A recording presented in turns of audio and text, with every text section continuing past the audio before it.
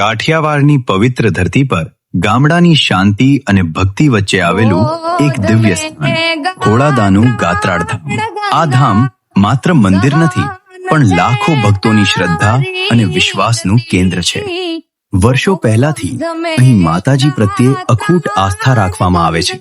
લોકો કહે છે કે જે કોઈ સાચા દિલથી અહીં માથું ટેકે એની મન્નત માતાજી જરૂર સાંભળે છે. ગાત્રાળ ધામનું નામ આજે માત્ર ખોડાદા પૂરતું સીમિત નથી, પણ આખા કાઠિયાવાડ અને ગુજરાતમાં ભક્તો આ ધામને શ્રદ્ધાથી ઓળખે છે. અહીં આવતો દરેક ભક્ત પોતાના સાથે કોઈને કોઈ આશા લઈને આવે છે. કોઈ સુખ માટે, કોઈ શાંતિ માટે, તો કોઈ માત્ર માતાજીના દર્શન માટે. અને અહીં જોડાયેલી એક અનોખી પરંપરા આજે પણ જીવંત છે.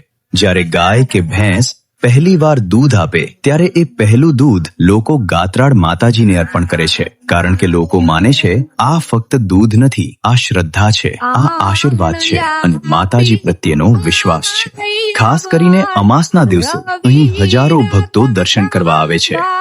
રાતભર જયકારાઓ ગૂંજે છે.